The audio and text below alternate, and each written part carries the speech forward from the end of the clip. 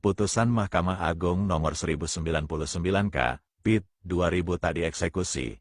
Terpidana justru kembali lakukan pembunuhan terhadap pelapor. Pembiaran hukum kembali mencuat di Kabupaten Goa.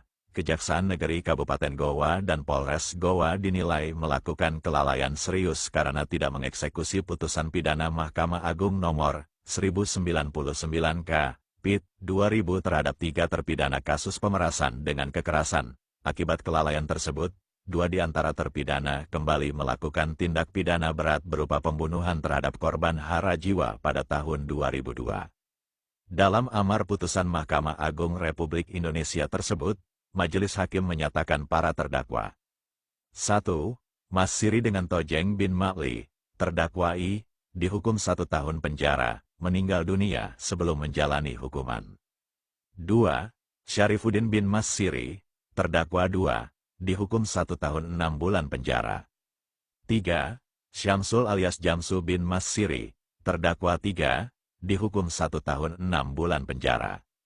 Mahkamah Agung dalam putusan itu mengadili sendiri dan menyatakan para terdakwa terbukti secara sah dan meyakinkan melakukan tindak pidana, bersama-sama melakukan pemerasan dengan kekerasan, sebagaimana dalam dakwaan primer. Namun, hingga kini, putusan hukum yang telah inkrah, berkekuatan hukum tetap, tersebut tak kunjung dieksekusi oleh Kejaksaan Negeri Kabupaten Goa.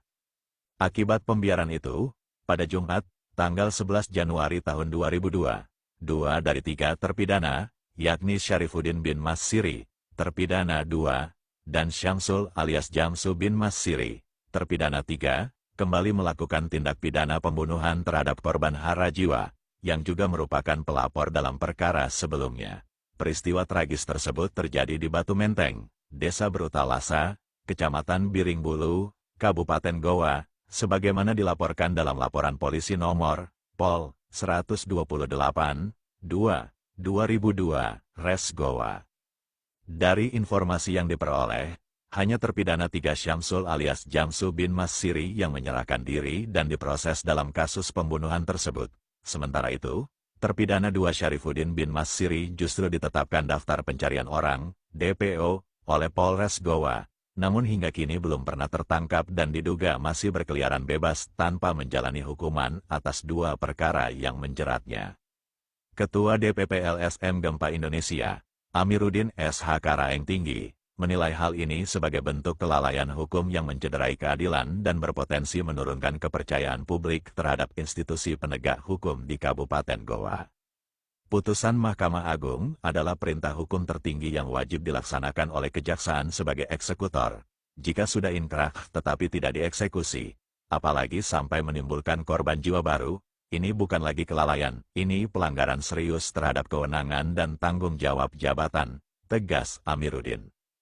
DPP LSM Gempa Indonesia mendesak Kejaksaan Agung Republik Indonesia untuk segera memerintahkan Kejaksaan Tinggi Sulawesi Selatan dan Kejaksaan Negeri Kabupaten Goa agar melaksanakan eksekusi atas putusan Mahkamah Agung Nomor 1099-K, PIT, 2000 tersebut.